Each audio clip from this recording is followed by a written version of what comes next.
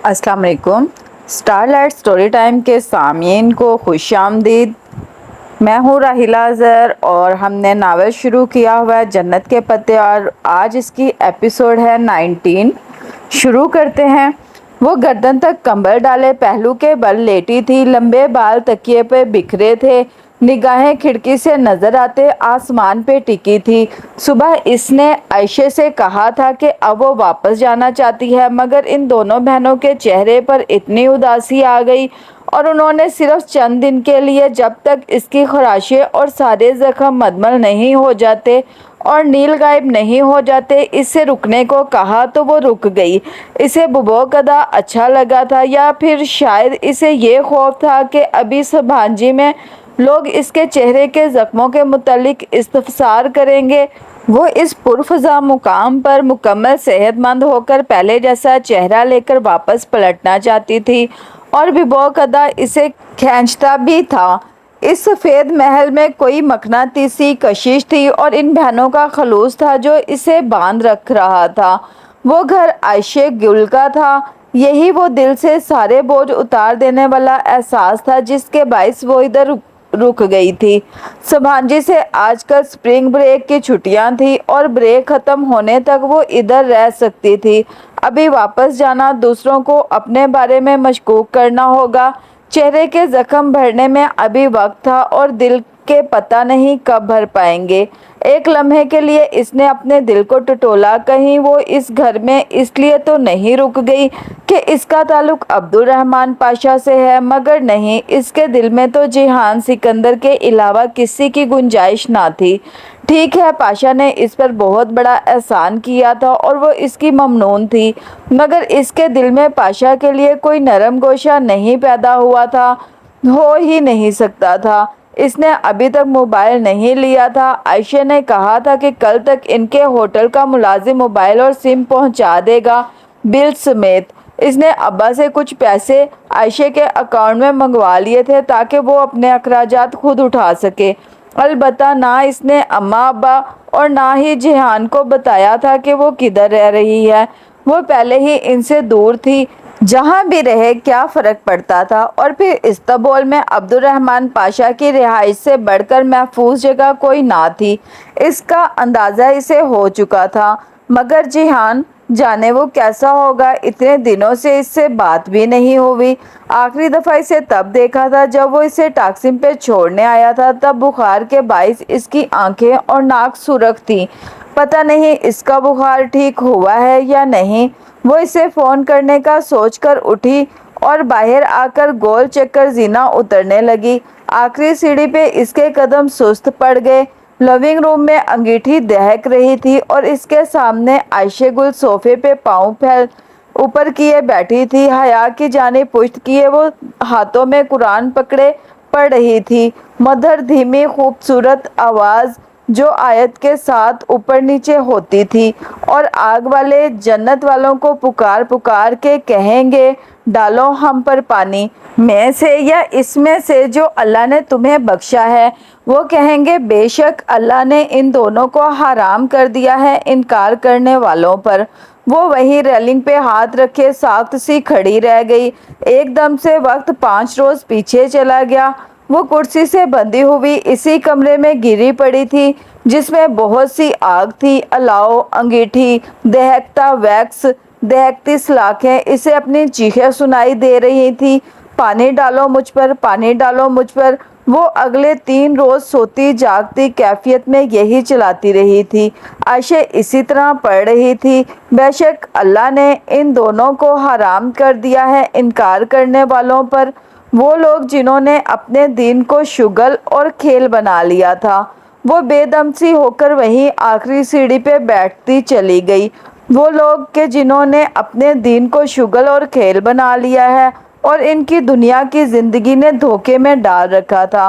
अंगीठी में जलती मसनूई लकड़ियों से चिंगारियां उठ उठकर फ़ज़ा में गुम हो रही थी। वो यकटिक गुमसुम सी दहकती लकड़ियों को देखे गई। तो आज के दिन हम भुला देंगे इनको, जैसा कि वो अपनी इस दिन की मुलाकात को भूल गए थे और वो हमारी निशानियों का इनकार करते थे।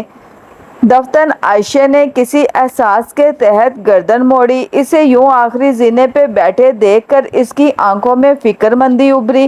اس نے قرآن بند کیا اور اٹھ کر احتیاط سے شلف کے اوپری خانے میں رکھا، پھر اس کے ساتھ زینے پہ آ بیٹھی۔ ایسے کیوں بیٹھی ہو حیا؟ وہ نرمی سے پوچھ رہی تھی۔ حیا گمسم سی اس کا چہرہ دیکھے گئی۔ اسکارف میں لپٹا عائشہ کا چہرہ نیم اندھیرے میں بھی دھمک رہا تھا۔ اس کی آنکھیں اب سیاہ لگ رہی تھی۔ یہ لڑکی اتنی پرسکون، اتنی نرم کیسے رہتی ہے ہر وقت؟ اس کے چہرے پہ کوئی دھول، کوئی دھند، کوئی مبہم پن کیوں نہیں ہوتا تھا؟ صاف شفاف اجلا چہرہ، معصومیت، کم عمری۔ حیا، اس نے دھیرے سے حیا کی بند مٹھی پہ اپنا ہاتھ رکھا۔ حیا نے چہرہ ذرا سا پھیرا تھا۔ اس سے روشنی نہیں دیکھی جا رہی تھی۔ اس کی آنکھیں اندھیرے کی بہت عادی ہو چکی تھی۔ یہ دنیا دھوکے میں کیسے ڈالتی ہے عائشہ؟ وہ اب بالکل بھی اسے نہیں دیکھ رہی تھی۔ وہ الاؤ کو دیکھ رہی تھی جس سے سرخ دانے اڑ اڑ کر فضا میں تحلیل ہو رہے تھے۔ جب یہ اپنی چمکنے والی چیزوں میں اتنا گم کر لیتی ہے کہ اللہ بھول جاتا ہے۔ کیا مجھے بھی دنیا نے دھوکے میں ڈال رکھا ہے؟ پہلی دفعہ دھوکہ انسان بھول پن میں کھاتا ہے، مگر بار بار کھائے تو وہ گناہ بن جاتا ہے، اور اگر کسی احساس ہونے کے بعد نہ کھائے تو اسے ایک بری یاد سمجھ کر بھول جانا چاہیے اور زندگی نئے سرے سے شروع کرنا چاہیے۔ نئے سرے سے؟ ایسے یو ٹرن لینا آسان ہوتا ہے کیا؟ انسان کا دل چاہتا ہے کہ وہ خوبصورت لگے، خوبصورت لباس پہنے۔ کیا یہ بری بات ہے؟ اس کی آواز میں بے بسی در آئی تھی، جیسے وہ کچھ سمجھ نہیں پا رہی تھی۔ کیا غلط تھا کہ کیا صحیح؟ سب گڑبڑ ہو رہا تھا۔ نہیں، اللہ خوبصورت ہے اور خوبصورتی کو پسند کرتا ہے۔ یہ چیزیں زندگی کا حصہ ہونی چاہیے، مگر ان کو آپ کی پوری زندگی نہیں بننا چاہیے۔ انسان کو ان چیزوں سے اوپر ہونا چاہیے۔ کچھ لوگ میری طرح ہوتے ہیں جن کی زندگی لکڑی کے کھلونے بنانے، مچھلی پکڑنے اور سچے موتی چننے تک محدود ہوتی ہے، اور کچھ لوگ بڑے مقاصد کے لیے چن لیے جاتے ہیں، پھر وہ چھوٹی چھوٹی باتوں کو لے کر پریشان نہیں ہوتے۔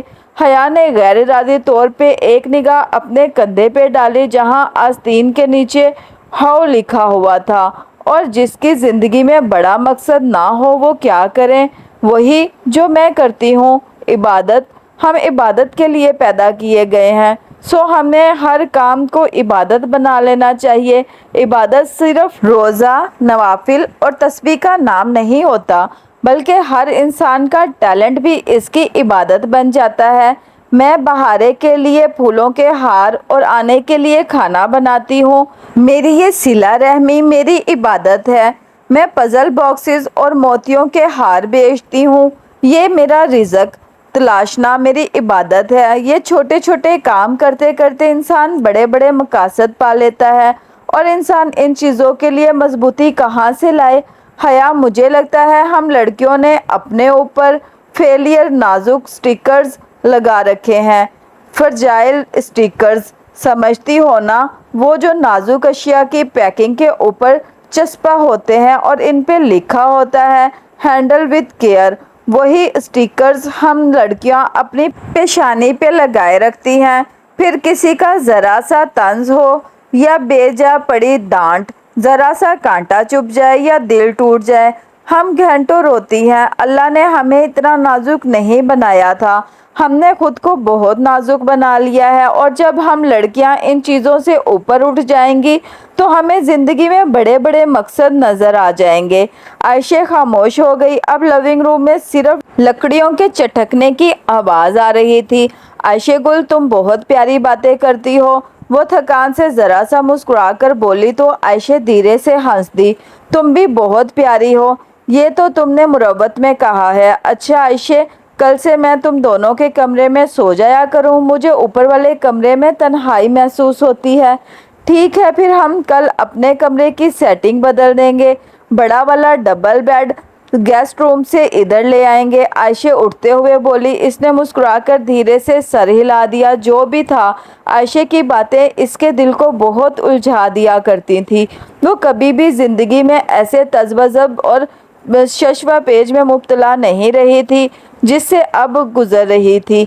अगले रोज़ इसे मोबाइल तो होटल ग्रैंड, वो होटल जो बिबौक अदा में AR पाशा का गढ़ समझा जाता था, कि एक मुलाजिम ने सिम समेत ला दिया, मगर वो बेड शिफ्ट ना कर सकी कि वो खुल नहीं रहा था।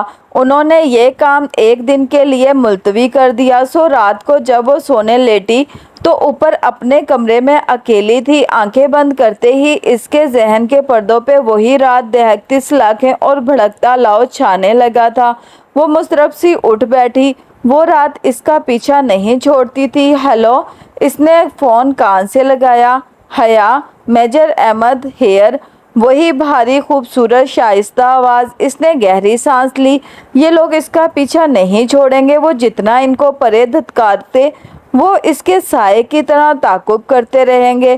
कहे, किस लिए फ़ोन किया है आपने? इसकी आवाज़ में खुद ब खुद रुखाई दर आई। ये पूछना बेसूद था कि मेजर अहमद इसका नंबर कैसे मिला, और फ़ोन बंद करना भी बेसूद था।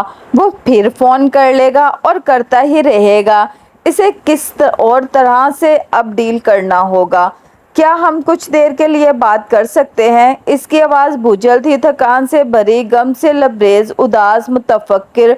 हया ने लम्हे भर को सोचा। इसका जहन चंद ख्यालात को तरतीब देने लगा था। देखें मेजर अहमद, इसने सोच सोच कर कहना शुरू किया, अगर तो आप कोई इसी बात करना चाहते हैं जो किसी शादीशुदा औरत से करना गैर मुनासिब है तो मत कीजिए, लेकिन अगर आप कोई बाहमी मफाद की बात करना चाहते हैं तो मैं आपकी बात सुन रही हूँ। वो चंद लम्हे खामोश रहा, फिर इसकी फ़ोन पर आवाज़ उभरी। मुझे इस बात का बहुत अफसोस है जो आपके साथ हुआ। वो एकदम बिल्कुल साख्त हो गई। इसके अगवा की खबर फैल चुकी थी, तो क्या वो सब राज नहीं रहा? एक बोझ सा इसके दिल पे आन गिरा था। फिक्र ना करें, पाकिस्तान में किसी को इल्म नहीं हुआ। वो इसके लहजे पे गौर करने लगी। ये क्या कोई धमकी थी कि वो चाहे तो पाकिस्तान में सबको इल्म हो सकता है? इसके पास यकीनन इसकी वीडियो थी और पाशा के लिए इसकी बहुत सी तस्वीर, ब्लैकमेलर्स। मैंने आपसे कहा था ना, अगर ज़िंदगी में कोई आपको जन्नत के पत्ते ला कर दे तो उन्हें थाम लीजिएगा, वो आपको रुसवा नहीं होने देंगे। इसकी आवाज़ में दिल को चीरता हुआ दर्द था। और मैंने भी आपसे कहा था कि हम दुनिया वालों ने जन्नतें कहाँ देखी हैं। आपने मेरी बात नहीं मानी। मुझे इस वाक़ये ने जितनी तकलीफ़ दी, शायद ज़िंदगी में किसी और शय ने इतनी तकलीफ़ नहीं दी। मैं अगवा हुई, जुल्म मेरे साथ हुआ, तो आप मुझे क्यों कसूरवार ठहरा रहे हैं? वो हर किसी को अगवा नहीं करते, खूबसूरत लड़कियों को करते हैं। मैं खूबसूरत हूँ तो इसमें मेरा क्या कसूर है? वो हैरान नहीं हो रही थी, वो पूछ रही थी।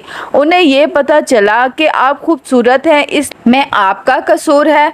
वो भी तंज नहीं कर रहा था, बस मगफूम अंदाज में कह रहा था। तो अब मैं क्या करूं?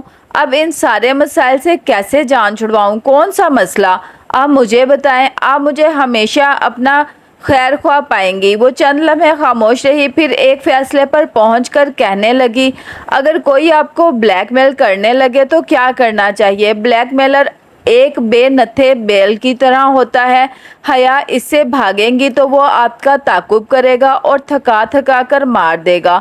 सो इससे कमर करके भागने की बजाय इसका सामना करें और आगे बढ़कर इसको सींगों से पकड़ लें। दुनिया का कोई ऐसा ब्लैकमेलर नहीं है जिसकी अपनी कोई ऐसी कमज़ोरी ना हो जिस पे इसे ब्लैकमेल ना किया जा सके।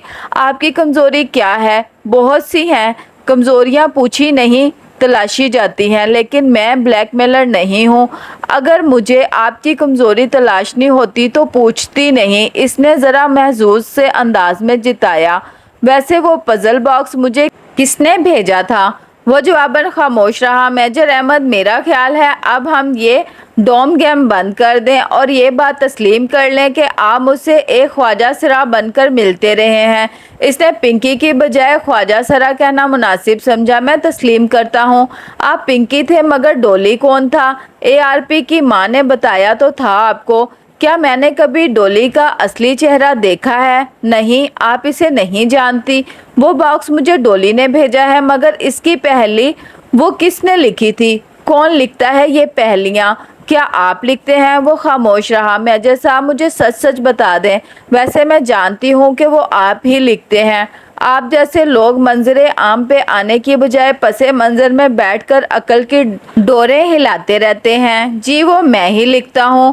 وہ کریمی آئی والی پہلی بھی آپ نے لکھی تھی؟ بلکہ آپ سے لکھوائی گئی تھی۔ جی وہ میں نے ہی لکھی تھی۔ ویسے پزل باکس کھول لیا آپ نے؟ اس نے پہلی دفعہ میجر احمد کی آواز میں سرسری سا تجسس محسوس کیا۔ کیا اس کی کمزوری اس کے ہاتھ میں آنے لگی تھی؟ جی کھول لیا، اور مجھے وہ مل گیا جو ڈولی مجھ تک پہنچانا چاہتا تھا۔ وہ بالوں کی لٹ انگلی پہ لپیٹتی بڑے اطمینان سے کہہ رہی تھی۔ اپنی بات کے اختتام پہ اس نے واضح طور پہ کرسی کے پہیوں کی آواز سنی، جیسے ریوالونگ چیئر پہ ٹیک لگا کر بیٹھا میجر احمد کرنٹ کھا کر آگے کو ہوا تھا۔ واقعی اس کی آواز میں محتاط سی حیرت تھی۔ جی پہلی آسان تھی، میں نے بوجھ لی۔ ویسے جو اس میں تھا وہ اس وقت میرے ہاتھ میں ہے، اور اس نے مجھ پر ایک بہت حیرت انگیز انکشاف کیا ہے۔ جو باکس میں تھا وہ آپ کے ہاتھ میں ہے، اور اس نے آپ پر ایک انکشاف کیا ہے۔ وہ رک رک کر اس کے الفاظ دہرا کر جیسے تصدیق چاہ رہا تھا۔ جی بالکل، جواباً وہ دھیرے سے ہنس دیا۔ نہیں، آپ سے ابھی تک وہ باکس نہیں کھلا، لیکن مجھے آپ کا یوں ذہن استعمال کر کے مجھے گھیر کر کچھ اگلوانے کی کوشش اچھی لگی۔ حیا نے تل ملا کر موبائل کو دیکھا۔ اسے کیسے پتا چلا کہ وہ جھوٹ بول رہی ہے؟ اچھا مجھے نیند آ رہی ہے، وہ ذرا بیزاری سے بولی۔ آپ بے شک سو جائیں، مگر پلیز فون بند مت کیجیے گا۔ وہ جیسے التجا کر رہا تھا۔ جب میں کچھ بولوں گی نہیں تو آپ کیا سنیں گے؟ میں آپ کی خاموشی سنوں گا۔ میں سو رہی ہوں، بائے۔ اس نے تکیے پہ سر رکھتے ہوئے جان چھوڑو والے انداز میں کہا، مگر اس نے واقعی موبائل بند نہیں کیا۔ ایک ہاتھ سے فون کان سے لگائے، دوسرا بازو آنکھوں پہ رکھے وہ کب سو گئی اسے علم نہیں ہوا۔ صبح اٹھتے ہی اس نے موبائل چیک کیا تو میجر احمد کی کال کا دورانیہ 3 گھنٹے اور 20 منٹ لکھا آ رہا تھا۔ وہ دمبا خود رہ گئی۔ اس نے تو مشکل 10 منٹ میجر سے بات کی تھی، تو کیا 3 گھنٹے وہ اس کی خاموشی سنتا رہا تھا؟ عجیب آدمی تھا یہ بھی۔ پھر جس روز اس نے عائشہ کے ساتھ ان دونوں بہنوں کے کمرے کی سیٹنگ تبدیل کرنے کا پروگرام بنایا، اس صبح اس نے جیہان کو اپنا نمبر میسج کر دیا بغیر کسی بات کے۔ جب وہ عائشہ کے ہمراہ بڑا بیڈ اندر رکھ کر اور چھوٹا بیڈ باہر نکال کر شاور لینے کے بعد تولیے کے ساتھ بال تھپ تھپا کر سکھاتی باہر آئی تو بیڈ پر رکھا اس کا موبائل بج رہا تھا۔ جیہان کالنگ۔ اماں سے جب اس نے جیہان کا نمبر لیا تھا تو صرف موبائل میں محفوظ ہی نہیں بلکہ زبانی یاد بھی کر لیا۔ اگر کبھی دوبارہ السلام علیکم، اس نے ایک دلنشین مسکراہٹ کے ساتھ فون کان سے لگایا۔ دوسرے ہاتھ سے وہ تولیہ نرمی سے گیلے بالوں میں رگڑ رہی تھی۔ وعلیکم السلام، کیسی ہو؟ وہ بھی دوسری طرف سے جیسے بہت اچھے موڈ میں تھا۔ بہت اچھی، اور تم؟ جیسا پہلے تھا۔ اور تم فون ٹھیک کروا لیا؟ ممی کہہ رہی تھی تمہارا فون خراب ہو گیا تھا۔ ہاں بہت کچھ خراب ہو گیا تھا، ویسے ابھی 1-2 روز پہلے نیا فون لیا ہے۔ وہ تولیہ کرسی کی پشت پر ڈالتے ہوئے بولی۔ پھر تو بہت جلدی نمبر دے دیا تم نے۔ مجھے توقع نہیں تھی کہ کسی کو مجھ سے بات کرنے کی جلدی ہوگی، اس لیے۔ اچھا اپنے یہ طنز چھوڑو، مجھے یہ بتاؤ تم ڈروم میں ہو؟ میں ذرا مضافات میں آیا ہوا ہوں تو تمہارے کیمپس سے 10 منٹ کی ڈرائیو پر ہوں۔ چلو پھر ساتھ لنچ کرتے ہیں۔ اسی پل عائشہ کچھ لینے کمرے میں داخل ہوئی تو اس کے چہرے کے تاثرات دیکھ کر رک گئی۔ وہ متذبذب سی فون پر کہہ رہی تھی، نہیں میں ابھی کیمپس تو۔ عائشہ نے لمحے بھر کو غور سے اسے دیکھا، پھر جیسے سمجھ کر سر ہلاتی آگے آئی اور رائٹنگ ٹیبل پر رکھے مگ میں سے پین نکالا۔ نوٹ پیڈ کے اوپری صفحے پر کچھ لکھ کر اس نے پیڈ اسے تھمایا، پھر خود باہر چلی گئی۔ حیا نے رک کر صفحے پر لکھے الفاظ پڑھے، سچ سے بہتر جواب کوئی نہیں ہوتا۔ حیا دوسری جانب وہ پوچھ رہا تھا، جیہان میں ببوک ادا میں ہوں۔ وہ بیڈ پکڑے اس پہ لکھی تحریر کو دیکھتے ہوئے بولی، او فرینڈز ٹرپ تھا تو مجھے پہلے بتا دیتی۔ تو میں ادھر کچھ دن سے رہ رہی ہوں، میری فرینڈز کا گھر ہے ادھر، اور پھر تمہیں کیا بتاتی، تم تو ہمیشہ مصروف ہوتے ہو۔ اس نے حملے کا رخ بدلا تو وہ دفاعی پوزیشن میں آ گیا۔ اتنا مصروف کہاں ہوتا ہوں، پھر کل ملتے ہیں۔ تم کل ببوقدہ آ جاؤ، کیونکہ میں تو چند دن اپنی فرینڈ کے ساتھ ادھر ہی رہوں گی۔ کل میں مصروف ہوں۔ اچھا پرسوں؟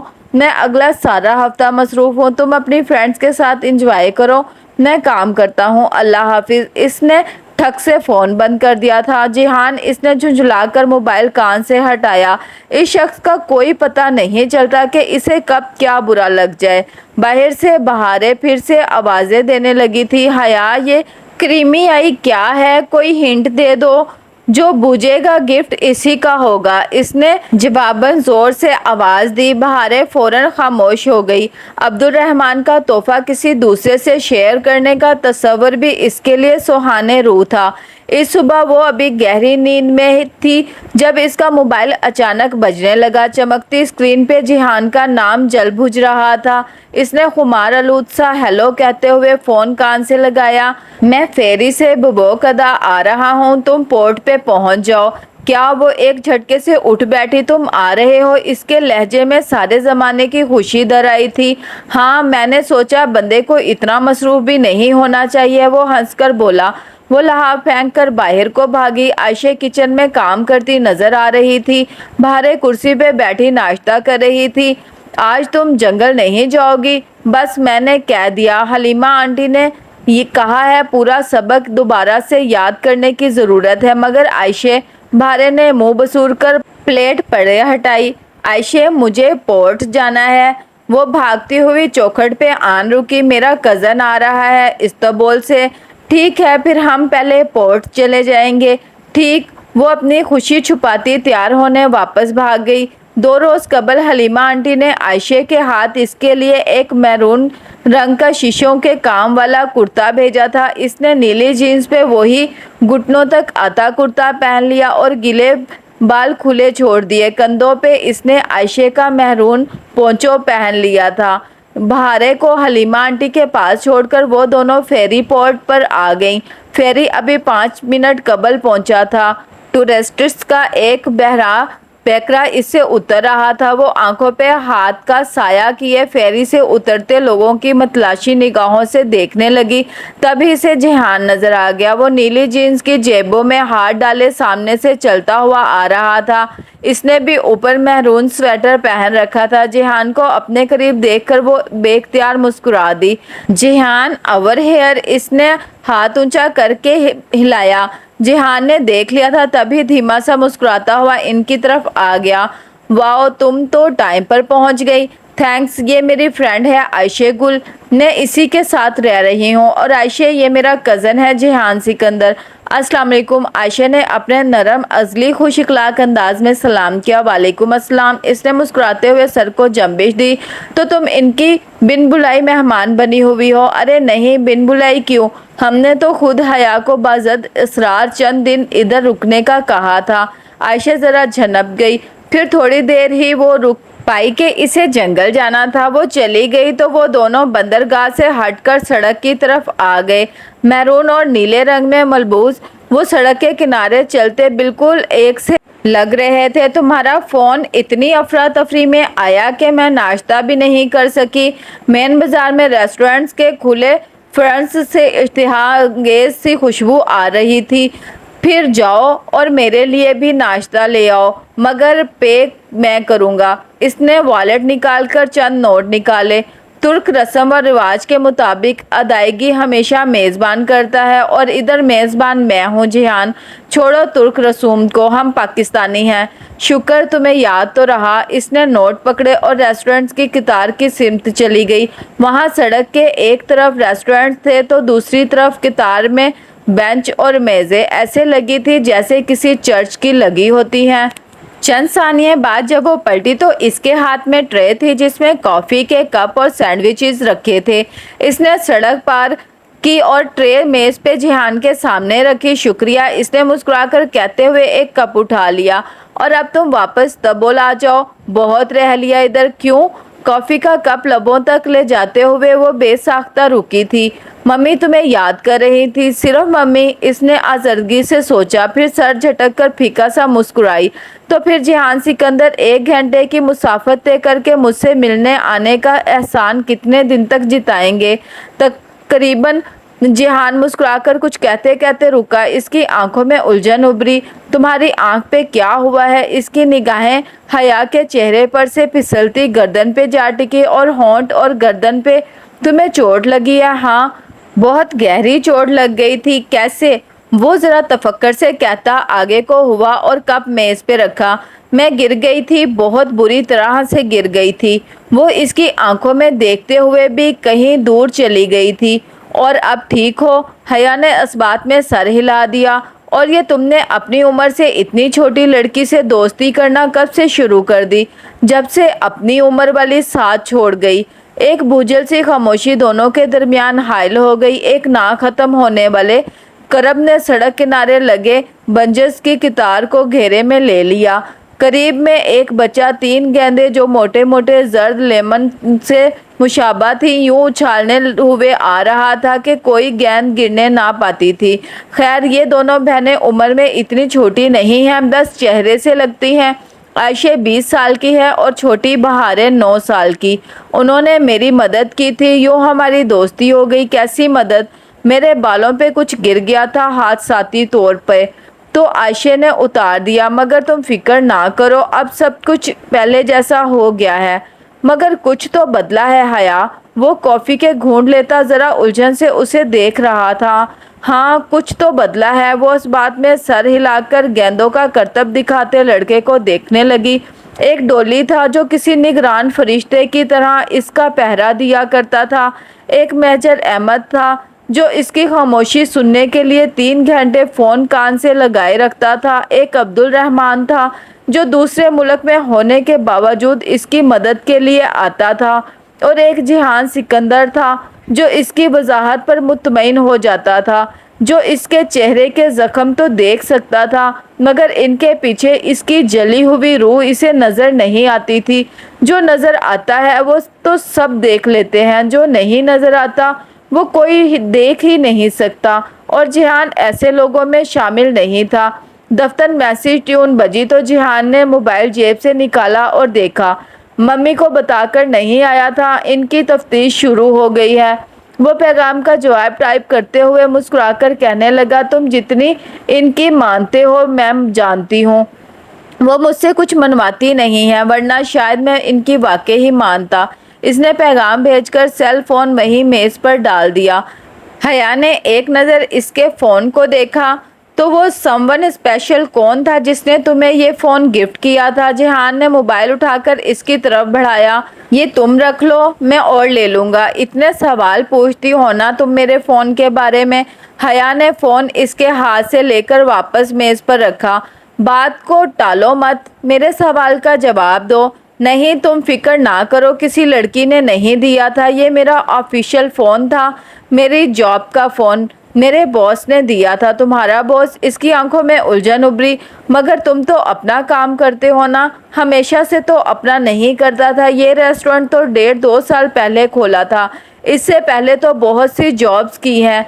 वो जर्द गेंदे उछालते बच्चे को देखकर धीमा सा मुस्कुराकर कह रहा था। इस वक्त इसकी आंखों में कोई ऐसा नरम सा तासुर था जो हया ने सिर्फ एक दफ़ा पहले देखा था, जैसे वो कुछ याद कर रहा था, कोई गुमगुश्ता किस्सा।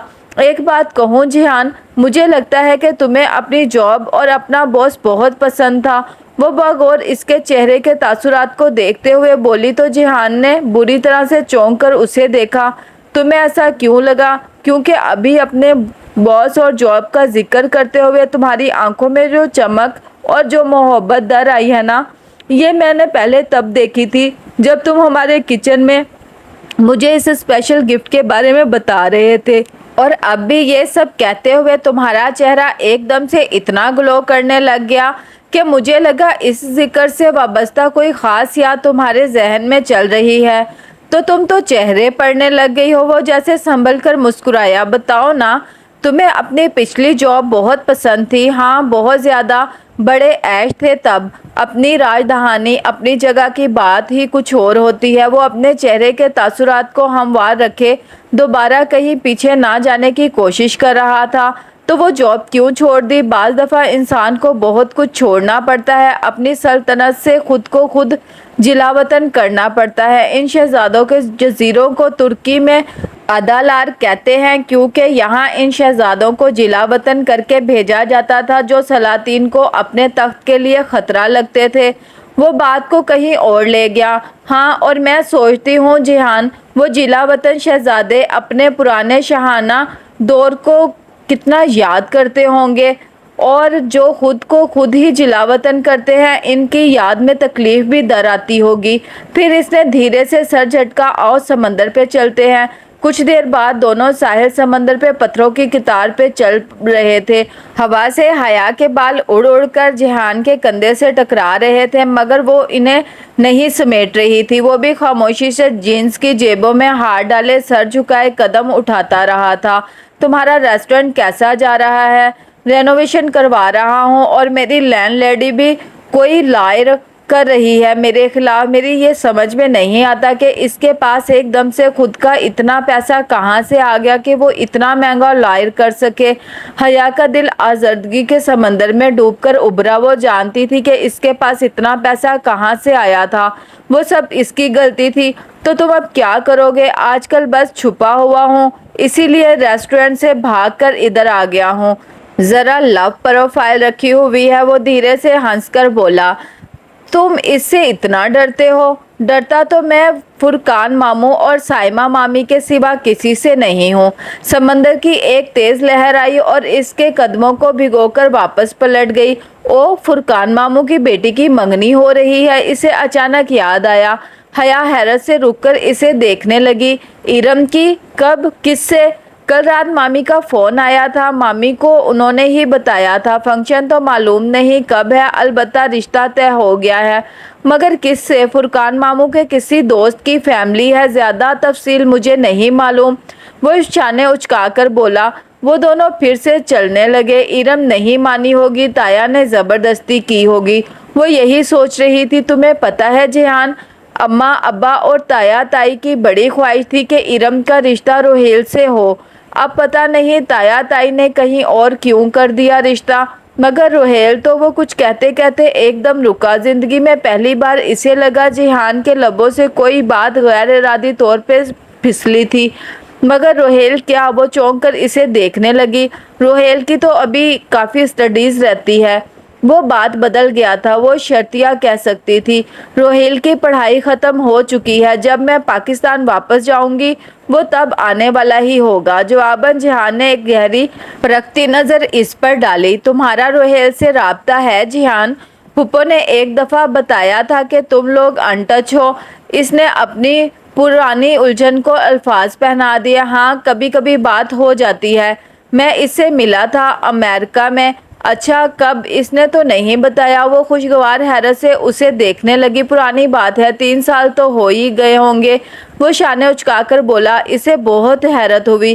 ایک تو پتہ نہیں اس کے گھر والوں کو ہر بات اپنے تک محدود رکھنے کی عادت کیوں تھی۔ ابھی پاکستان میں اس نے اماں سے سکندر انکل کے کیس کا پوچھا تو اسے معلوم ہوا کہ اماں ابا کو پتہ تھا سب، اور اب روہیل جیحان سے مل بھی چکا تھا، مگر اس نے کبھی نہیں بتایا۔ آج تو وہ روہیل سے ضرور پوچھے گی، اس نے طے کر لیا تھا۔ لہریں اسی طرح امنڈ امنڈ کر ان کے پیر چھو رہی تھی۔ جیحان، تم نے کبھی سپ چنے ہیں؟ یہاں سپ ہوتے ہیں؟ وہ ذرا حیران ہوا۔ ہاں، تمہیں نہیں پتہ؟ آؤ سپ چنتے ہیں، ان سے موتی نکلیں گے۔ واقعی؟ اب دیکھتے ہیں کہ تمہارا موتی نکلتا ہے یا نہیں۔ وہ چیلنجنگ انداز میں مسکراتی آگے بڑھ گئی۔ ان دونوں کو ایک ایک سپ ہی ملی۔ حیا نے دور بیٹھے ٹورسٹس کی ٹولی سے ایک بڑا چھرا لیا جو وہ فروٹ کاٹنے کے لیے لائے تھے، اور جیحان کے پاس واپس پتھروں پہ آ بیٹھی۔ پہلے اس نے اپنی سپ کھولی، وہ خالی تھی، موسک پہ قطرے لگے ہوئے تھے۔ اس نے مایوسی سے چھرا جیحان کی طرف بڑھا دیا۔ جیحان نے بلیڈ سپ کے کھول کے زرد میں رکھ کر احتیاط سے اسے کاٹا اور کتاب کی مانند اسے کھول لیا۔ حیا نے گردن آگے کر کے دیکھا۔ مولسک کے خون آلود لوتھڑے کے عین اوپر کتار میں مٹر کے دانوں جتنے 3 سفید موتی جگمگا رہے تھے۔ وہ محرک سی ان چمکتے موتیوں کو دیکھ رہی تھی۔ جیہان نے چھری کی نوک سے موتی اکھیڑے، ان کو پانی سے دھویا اور جیب سے ایک ٹشو نکال کر اس میں لپیٹا۔ یہ تمہارے ہوئے۔ اس نے ٹشو حیا کی طرف بڑھایا۔ اس نے دھیرے سے نفی میں سر ہلایا۔ تم اتنے قیمتی موتی کسی دوسرے کو کیسے دے سکتے ہو؟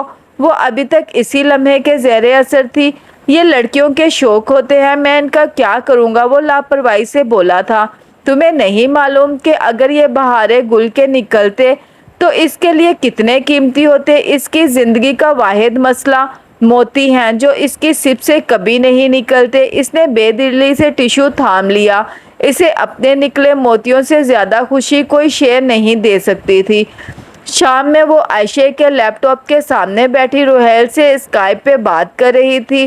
جیہان دوپہر میں ہی واپس چلا گیا تھا اور وہ اس کے بعد سیدھی گھر آ گئی تھی۔ جب تک روحیل آن لائن نہیں ہوا وہ سوچتی رہی کہ 3 سال پرانی بات روحیل نے کیوں نہیں بتائی۔ 3 سال پہلے کیا کبھی اس نے اشاروں کنایوں میں بھی بتایا کہ اسے سبین پھوپھو کا بیٹا ملا تھا؟ اس کی ہر سوچ کا جواب نفی میں تھا۔ 3 سال پہلے ان کی زندگیوں میں کیا ہو رہا تھا؟ وہ شرطیہ اینڈ لا کے دوسرے سال میں تھی۔ ان کے ایک دور کے چچا کی شادی ہوئی تھی اور روحیل نے ایک دن بہت ہنگامی انداز میں کال کر کے ابا سے پیسے مانگے تھے۔ وہ ایک دم سے چونکی۔ 3.5 سال قبل ایک دن روحیل کا اچانک ہی فون آیا تھا۔ اس نے ابا سے 2 یا 3 لاکھ روپے منگوائے تھے۔ ابا میں جھوٹ نہیں بول رہا، مجھے واقعی ضرورت ہے۔ اور ہر کیوں کے جواب میں وہ یہی کہتا تھا کہ پاکستان آ کر بتاؤں گا۔ حیا کو اس کی پریشانی دیکھ کر پکا یقین تھا کہ اس نے کسی دوست کی کوئی قیمتی شے گم کر دی ہے اور اسی کی قیمت بھرنے کے لیے مانگ رہا ہے۔ پھر پتہ نہیں روحیل نے ابا کو وجہ بتائی یا نہیں، مگر اب سارے معاملے کو دوبارہ یاد کرتے ہوئے وہ سوچنے لگی کہ کیا ان واقعات کا کوئی باہمی تعلق تھا؟ سیدھا پوچھا تو شاید روحیل چھپا جائے، سو اسے اندھیرے میں نشانہ باندھنا تھا۔ روحیل آن لائن آ گیا تھا تو اب اس کا چہرہ اسکرین پر نظر آ رہا تھا۔ رسمی باتوں کے بعد اس نے بغیر کسی تہمت کے پوچھا، تم نے جیہان کا کون سا نقصان بھرنے کے لیے ابا سے پیسے منگوائے تھے؟ لمحے بھر کو تو روحیل کو سمجھ نہیں آیا کہ وہ کیا کہہ رہی تھی۔ پھر وہ ذرا حیرت سے بولا، یہ تم سے کس نے کہا ہے؟ تم پہلے میرے سوال کا جواب دو۔ تم سے جیہان کا کوئی نقصان ہوا تھا؟ جب وہ تمہارے پاس امریکہ آیا ہوا تھا تو تم نے ابا سے پیسے منگوائے تھے۔ اندر ہی اندر وہ خود بھی گڑبڑا رہی تھی۔ کیا پتا ایسی کوئی بات ہی نہ ہو۔ تم سے یہ جیہان نے کہا؟ وہ اجنبی سے پوچھ رہا تھا۔ جس نے بھی کہا، تم میرے سوال کا جواب دو روحیل۔ وہ چند لمحے خاموش رہا جیسے ششبہ پیج میں ہو۔ تم جیہان سے کیوں نہیں پوچھ لیتی؟ وہ سب کچھ بتا چکا ہے، مگر تم سے اس لیے پوچھ رہی ہوں تاکہ یہ جان سکوں کہ میرا بھائی مجھ سے کتنا سچ بول سکتا ہے۔ تلخ لہجے میں کہہ کر اس نے روحیل کے چہرے کو دیکھا۔ وہاں واضح تلملاہٹ در آئی تھی۔